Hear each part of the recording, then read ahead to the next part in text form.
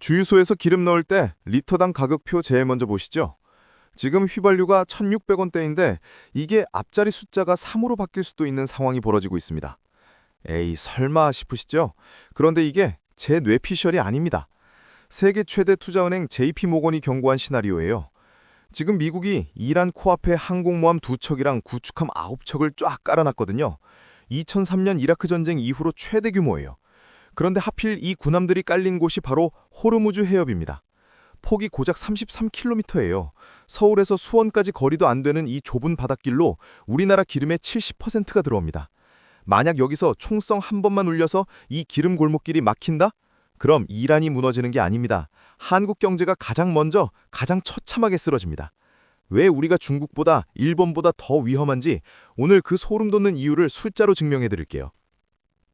오늘 영상에서는요, 미국이 왜 하필 지금 이란의 목을 죄고 있는지, 전쟁이 터지면 우리 집 대출이자와 장바구니 가격이 어떤 순서로 박살나는지, 그리고 왜 미국은 멀쩡한데 우리만 독박을 쓰는지까지 한 번에 정리해드립니다. 남들이 전쟁 소식에 공포를 느낄 때 우리는 기회를 찾아야 합니다. 오늘 제가 준비한 이 5단계 시나리오, 사실 유료 강의에서나 들을 법한 내용이거든요. 여러분의 지갑을 지킬 이 고급 정보를 계속 무료로 보고 싶으시다면 지금 바로 구독 버튼 꾹 눌러주세요. 좋아요까지 눌러주시면 제가 더 밤새워서라도 여러분의 자선을 지킬 비책을 찾아오겠습니다. 먼저 상황 정리부터 하겠습니다. 2025년 12월 말 이란에서 대규모 반정부 시위가 터졌어요. 경제난에 지친 시민들이 거리로 쏟아져 나왔는데 이란 정부가 이걸 무력으로 진압했습니다. 이란 정부군인 혁명수비대가 시위대를 향해 총을 쏘았고 수천 명의 사상자가 발생했다는 보도까지 나왔어요. 인터넷도 전면 차단해버렸죠. 미국이 가만히 두지 않았습니다. 트럼프 대통령이 직접 경고했어요. 시위대 학살에 반드시 대가를 치르게 하겠다고요. 그리고 2026년 1월 진짜로 군사력을 보냈습니다. 항공모함 2척, 구축함과 잠수함 포함 전투함 13척, 스텔스 전투기 수십 대가 이란 인근 바다와 기지에 배치됐어요. 한 달 동안 수송기만 163대가 본토에서 중동으로 날아갔습니다. 이 정도 규모는 이라크 전쟁 이후 처음이라는 게 전문가들의 평가예요. 상황은 더 긴박해지고 있습니다. 트럼프 대통령이 2월 19일에 이란에 사실상 마지막 경고를 보냈거든요. 핵 협상에 나오라, 열흘에서 보름 안의 결과를 보겠다고요. 지금이 바로 그 시간 아니에요.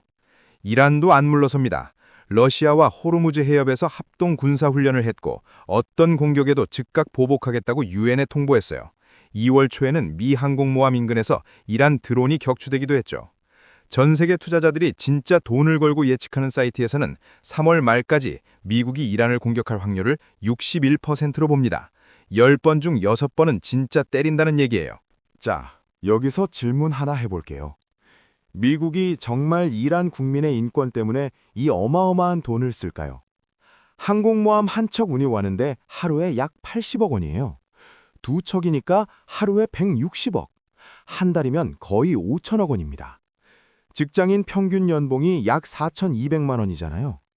10,000명이 넘는 사람이 1년 동안 일해야 버는 돈을 매달 바다 위에서 태우고 있는 거예요. 인권만으로는 설명이 안 되죠. 더 큰 그림이 있습니다.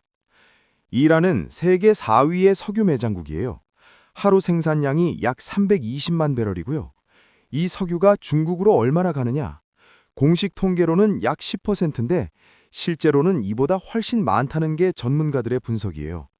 왜냐하면 중국이 위치 추적 장치를 꺼버린 유령 유조선을 600척 넘게 굴리고 있거든요. 이란 석유를 몰래 싣고 아무 나라 영토도 아닌 바다 한가운데서 다른 배로 옮겨 실어요. 그 다음 이란산 기름인데 서류상으로는 말레이시아산으로 둔갑시켜서 중국에 들여오는 겁니다. 이렇게 빼오는 양만 하루 150만 배럴 이상이에요. 중국은 원유의 74%를 수입에 의존하는 나라예요. 세계에서 가장 큰 공장을 돌리는데 그 공장의 전기 콘센트가 남의 집에 꽂혀 있는 셈이죠. 이란은 그 중에서도 제일 싸고 남몰래 기름을 받아올 수 있는 핵심 공급처입니다. 미국이 이란을 물리적으로 때리면 이 연결이 끊겨요. 이란 항구가 폐쇄되고 정유시설이 타격받고 호르무즈 해협이 전쟁터가 되면 중국으로 향하던 비름이 멈추는 거예요. 미사일은 이란 땅에 떨어지지만 진짜 충격파가 도달하는 곳은 중국 경제라는 계산이죠. 실제로 미국 국방부가 올해 초 발표한 전략 보고서에도 명확하게 적혀 있어요. 중국이 미국에게 가장 위협적인 경쟁 상대라고요. 이란 압박은 독립된 작정이 아니라 중국을 옥죄는 거대한 전략의 한 수인 겁니다. 여기까지 들으면 이렇게 생각하실 수 있어요. 아, 미국이 중국 견제하려고 이란을 건드리는 거구나. 근데 그게 나한테 무슨 상관이지? 여기서부터가 오늘 영상의 핵심입니다. 한국이 수입하는 원유의 약 70%가 중동에서 와요. 그리고 이 중동산 원유의 99%가 호르무즈 해협을 통과합니다. 호르무즈 해협, 이름은 생소할 수 있는데 여러분의 월급과 직결된 바닷길이에요. 가장 좁은 구간이 33km, 대형 유조선 두 척이 겨우 비켜갈 수 있는 폭이에요. 이 좁디 좁은 목을 통해서 전 세계 원유의 20에서 25%가 오가고 한국 기름의 거의 전부가 이 길로 들어와요. 전쟁이 터지면 이 목이 막힙니다. 이란이 바다에 폭탄을 깔거나 미사일로 유조선을 위협하면 보험회사들이 보험을 안 들어줘요. 보험 없는 유조선은 운항 자체가 불가능하죠. 물리적으로 안 막아도 경제적으로 막혀버리는 겁니다. 이건 상상이 아니에요. 불과 8개월 전 이스라엘이 이란 핵시설을 공습했을 때 이란 의회가 호르무즈 해협을 막겠다는 결의안을 통과시킨 적이 있어요. 그때 국제 유가가 단숨에 10% 넘게 뛰었습니다. 막겠다는 결의만으로 그랬어요. 실제 전쟁이 터지면 비교도 안 되겠죠. 그러면 한국에 어떤 일이 벌어지느냐? 순서대로 보겠습니다. 1단계, 유가 폭등. 지금 국제 유가가 배럴당 66달러 선이에요. JP모건은 호르무즈 해협이 실제로 막히면 120에서 130달러까지 치솟을 수 있다고 분석했습니다. 지금의 거의 2배죠. 일부 전문가는 150달러 이상까지도 본다고 해요. 유가가 2배 뛰면 주유소 휘발유 가격이 리터당 2,000원 후반대, 최악의 경우 3,000원대까지 올라갈 수 있어요. 2단계, 환율 급등. 한국은 기름을 전부 달러로 사오잖아요. 기름값이 뛰면 달러 수요가 폭발하고 원화 가치가 떨어집니다. 지금도 원달러 환율이 1,400원대를 위협하는데 전쟁이 터지면 1,500원을 넘길 수 있다는 전망이 나와요. 환율이 뛰면 수입 물가까지 덩달아 오르죠. 기름값에 한 번, 환율에 한 번, 이중으로 맞는 구조예요. 3단계, 생활 물가 폭등. 기름은 거의 모든 물건의 운송비에 깔려 있어요. 택배비, 버스비, 항공권부터 농산물 운송비, 공장 전기료까지 줄줄이 밀어올리죠. 마트에서 장 보실 때 달걀 한 판, 라면 한 봉지 가격이 슬금슬금 바뀌기 시작하는 거예요. 체감으로는 기름값보다 이쪽이 훨씬 무섭습니다. 4단계, 금리 동결 또는 인상. 한국은행이 지금 경기 살리려고 금리를 내리고 싶어 해요. 그런데 물가가 치솟으면 금리를 못 내립니다. 오히려 올려야 할 수도 있죠. 금리가 오르면 대출 이자 부담이 커지고 부동산 시장이 얼어붙고 소비가 쪼그라듭니다. 5단계, 경기 침체. 물가는 뛰는데 경기는 식어요. 최악의 조합이죠. 월급은 그대로인데 나가는 돈만 늘어나는 상황. 경제학에서는 이걸 스태그플레이션이라고 부릅니다. 올해 한국 경제 성장률 전망이 1%인데 한국무역협회 연구원장은 유가까지 급등하면 이 수치마저 장담하기 어렵다고 경고했어요. 한국 정부가 비축해둔 석유가 약 200일분 있긴 합니다. 하지만 200일이 영원한 건 아니잖아요. 전쟁이 장기화되면 비축분도 바닥나고 그때부터는 진짜 심각한 국면에 접어드는 겁니다. 정리하면 호르무즈 해협 하나가 막히면 한국 경제 전체가 도미노처럼 넘어질 수 있다는 거예요. 그러면 이런 의문이 드실 거예요. 미국도 기름 쓰잖아. 그쪽은 괜찮은 거야? 결론부터 말씀드리면 한국하고는 상황이 완전히 다릅니다. 핵심은 셰일 오일이에요. 셰일 오일이 뭐냐면 원래 석유는 땅속에 액체로 고여있는 건데 셰일 오일은 단단한 바위층 안에 기름이 스며들어 있는 형태예요. 예전에는 기술이 없어서 못 뽑았는데 미국이 고압의 물로 바위를 부수고 기름을 짜내는 방법을 개발한 거죠. 이 기술 하나가 판을 완전히 바꿨습니다. 미국은 지금 세계 최대의 산유국이에요. 하루 생산량이 약 1,360만 대를. 사우디아라비아가 900만, 러시아가 950만이니까 압도적 1위입니다. 2019년에는 역사상 처음으로 에너지 수출이 수입보다 많아졌어요.